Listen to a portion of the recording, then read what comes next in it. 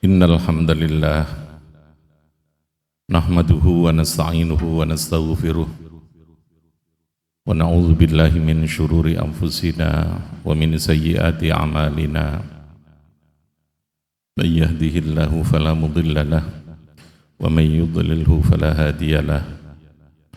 Asyhadu an la ilaha illallah wa asyhadu anna Muhammadan abduhu wa rasuluh.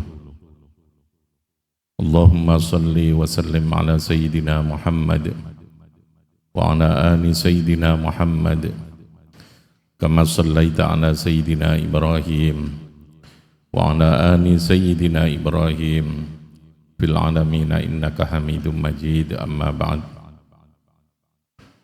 Fa ya ayyuhal muslimun ittaqullah haqqa tuqatih wa la tamutunna illa wa antum muslimun. A'udzu billahi minasyaitonir rajim. Bismillahirrahmanirrahim. Wal 'asri innal insana lafi khusr illa alladzina amanu wa 'amilus solihati wa tawassaw bil haqq wa tawassaw bis sabr. Masyiral muslimin, coba rahimakumullah. Melalui khutbah ini mari kita berusaha secara terus-menerus memperbaiki dan menyempurnakan amal ibadah kita dengan secara sungguh-sungguh. Kita laksanakan apa yang diperintahkan oleh Allah, al-ma'murat, baik al-ma'murat ini al-wajibat maupun al-mandubat, perintah yang bersifat keharusan maupun perintah yang bersifat anjuran. Begitu pula kita tinggalkan segala hal yang dilarang oleh Allah, al-muharramat maupun al-makruhat. Segala hal yang dilarang, al-manhiyat, baik itu al-muharramat ataupun al-makruhat, baik itu yang harus kita tinggalkan maupun yang sebaiknya kita tinggalkan. Semua kita patuhi, kita jalankan dengan sebaik-baiknya dalam kehidupan kita ini. Karena inilah yang menjadi tangguh, menjadi modal, menjadi kapital bagi kita untuk bisa mendapatkan kehidupan yang bahagia, baik di dunia ini, terutama nanti kehidupan di akhirat. Masyarul muslimin rahimakumullah, seperti yang kita fahami, konsep syariat di dalam Islam itu ada 3 dimensi, ada 3 unsur. Yang pertama ada akidah, lalu kemudian ada Islam, kemudian ada ihsan. Akidah atau keimanan ini merupakan pondasi yang menentukan terhadap kuat tidaknya bangunan yang ada di atasnya. Bangunan itu adalah Islam. Islam itu adalah kerangka hukum, kerangka syariat yang berdiri di atas pondasi yang tidak tampak yang namanya iman. Ketika lalu kemudian pondasi dan semua bagian dari bangunan itu terbentuk menjadi sebuah bangunan, menjadi sebuah rumah, menjadi sebuah tempat tinggal, maka di sana diperlukan sesuatu yang memperindah, yang mempercantik atas sebuah bangunan, sehingga bangunan itu menjadi tempat yang betul-betul mempunyai keindahan, mempunyai kedamaian, yang penuh dengan kesejukan, yang penuh dengan kedamaian, penuh dengan rahmat di dalam bangunan tersebut, dan itu disebut dengan ihsan.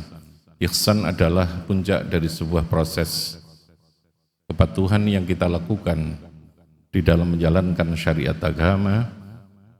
Puncaknya adalah ketika kita sudah mampu mengisi rumah Islam kita ini dengan segala macam keindahan-keindahan. Tidak sekedar melakukan secara normatif apa yang diwajibkan, tidak sekedar meninggalkan secara normatif apa yang dilarang, tetapi mematuhi lebih dari sekedar apa yang diwajibkan, lebih dari sekedar apa yang diharamkan. Masyarul muslimin rahimakumullah, hukum Islam itu ikatan yang memberikan dorongan kepada seseorang untuk mematuhi hukum itu. Daya ikatnya itu berada di dalam akidah, keyakinan. Seseorang mematuhi hukum itu sangat ditentukan sejauh mana dia punya kualitas keimanan di dalam dirinya. Iman itu harus minimal memenuhi dua hal, tasdiqun bil qalbi wa iqrarun bil lisan. Pembenaran, meyakini di dalam hati akan kebenaran apa yang dibawa oleh Kanjeng Nabi, Kanjeng Rasul, wa iqrarun bil lisan, dan dia harus melisankan, mengucapkan atau yang mewakili ucapan itu secara lisan. Minimalnya dua hal itu dalam konsep akidah Ahlus Sunnah wal Jamaah. Artinya bahwa seseorang patuh dan tidak terhadap hukum Islam itu sangat ditentukan sejauh mana kualitas keimanan yang dia miliki.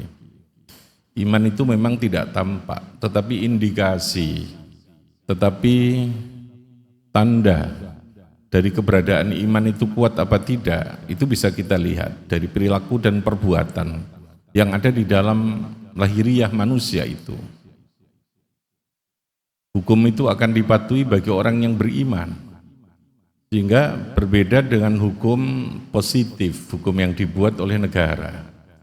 Kepatuhan atas hukum itu harus didasarkan pada perangkat hukum, bisa polisi, bisa jaksa, bisa pengadilan, dan sebagainya. Kepatuhan itu harus bersifat formal, terukur. Tapi dalam Islam tidak.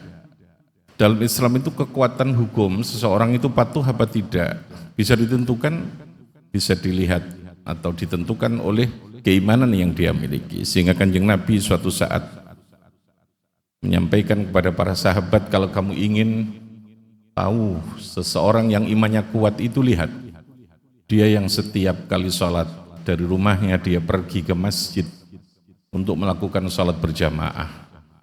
Orang yang setiap saat dia melakukan sholat berjamaah, kata Nabi, itulah sesungguhnya orang yang punya iman di dalam dirinya itu. Sehingga dua hal ini tidak bisa dipisahkan, bersifat talazumiyah, bersifat saling mengikat, saling melengkapi, saling memperkuat. Wong nek imani kuat, amaliyai juga pasti bagus, ngajine pasti sregep, ibadahnya pasti apik, kepada orang pasti baik, pasti itu pasti. Sehingga Nabi mengatakan iman itu begitu banyak kok, sekian cabang iman itu. Imatatul adza minal iman, ketika Anda punya kepedulian terhadap lingkungan, terhadap sesuatu yang menyakiti kepada seseorang, al-adza, imatoh itu artinya menyingkirkan, membersihkan sesuatu yang dadekno wong iso ciloko, yang menjadikan lingkungan kita menjadi tidak baik, apakah itu kotoran, apakah itu sampah, maka sesungguhnya itu adalah bagian dari iman. Ya datul marid. Kalau Anda ingin tahu orang yang punya iman, maka dia akan tergerakkan ketika ada saudaranya yang sakit, dia akan nyambangi, akan mendoakan yang sakit itu. Ya datul marid. Orang yang beriman itu orang yang menghargai kepada sesama. Dia tidak melakukan sesuatu yang tidak ada gunanya. Tarkuhu ma la ya'ni. Dia akan menghargai kepada tetangga. Pada tingkat iman yang paling tinggi, dia melakukan segalanya karena perintahnya Allah, bukan karena transaksi secara sosial.